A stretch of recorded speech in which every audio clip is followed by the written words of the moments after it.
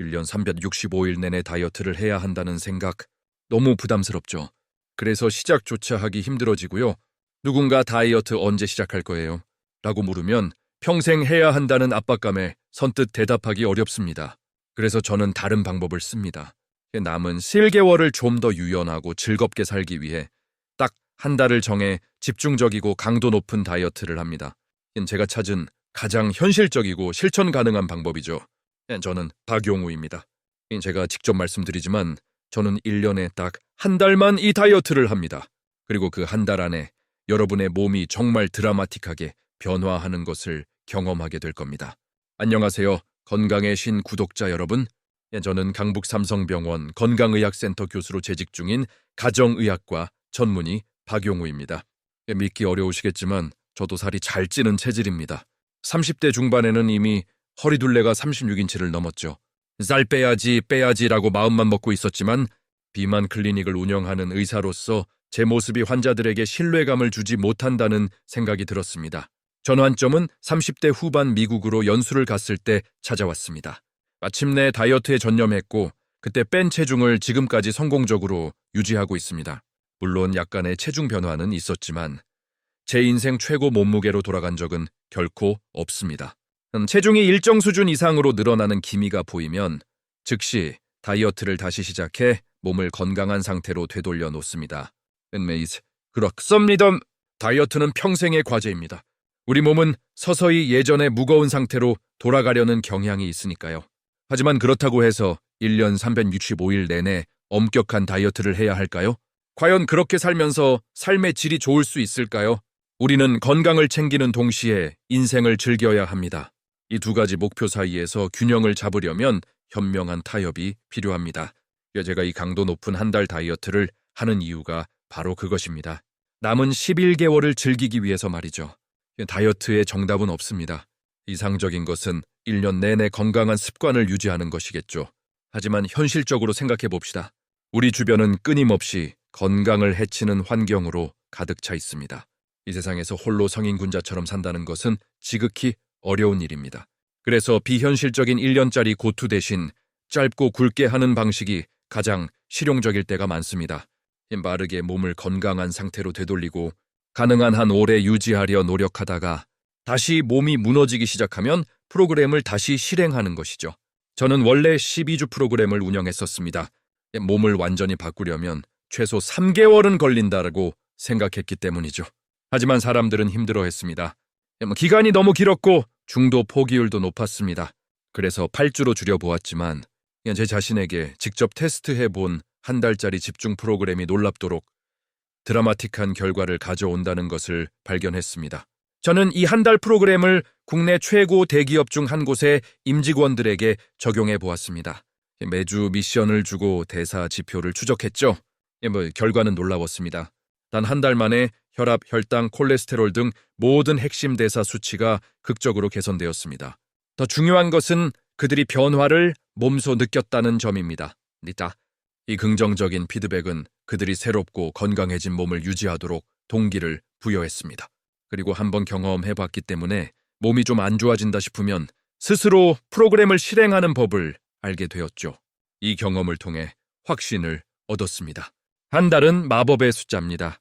이 정도면 할 수 있겠다는 동기부여를 주기에 충분히 짧고 그 결과는 앞으로의 건강한 삶을 위한 강력하고 긍정적인 피드백 고리를 만들 만큼 의미가 큽니다.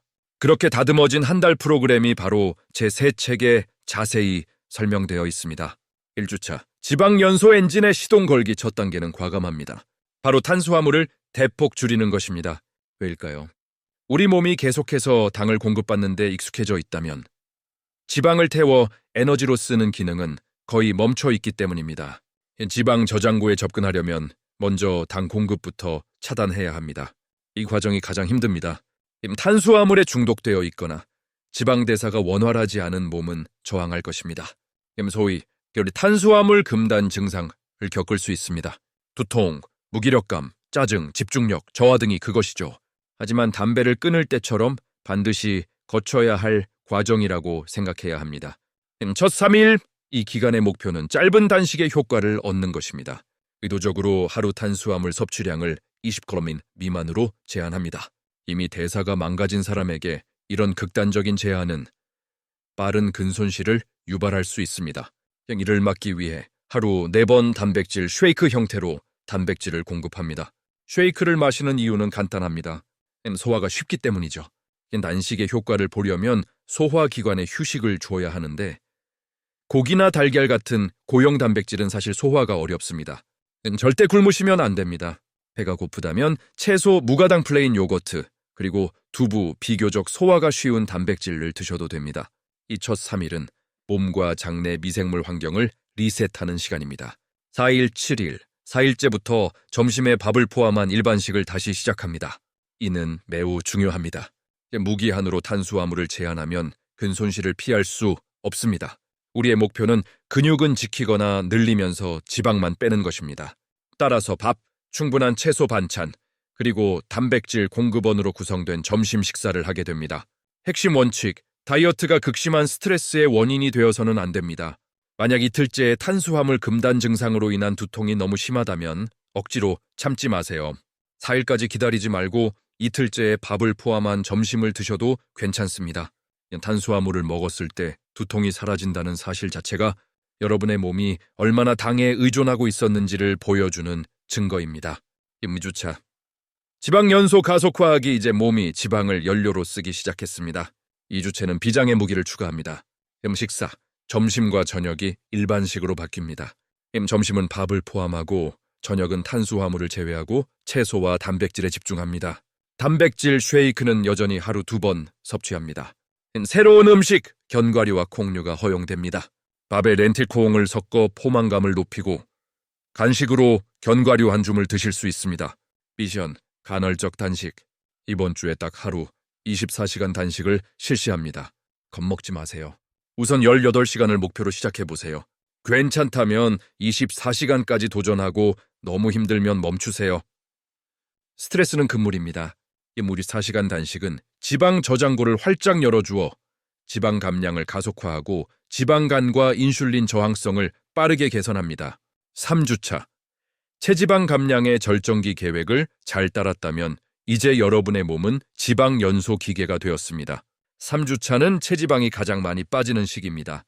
새로운 음식, 허용되는 탄수화물 목록을 늘립니다.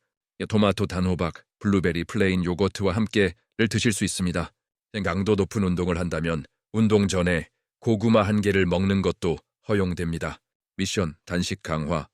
이제 일주일에 2번 24시간 단식을 실시합니다.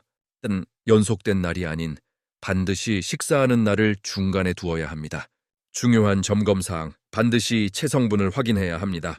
만약 3주차의 근육량이 줄어든다면 이는 몸이 아직 준비되지 않았다는 신호입니다. 억지로 진행하지 말고 2주차 프로토콜로 돌아가야 합니다. 4주차, 맞춤형 마무리. 이제 몸은 최적의 상태에 이르렀습니다. 4주차는 여러분의 진행 상황에 맞춰 조절합니다.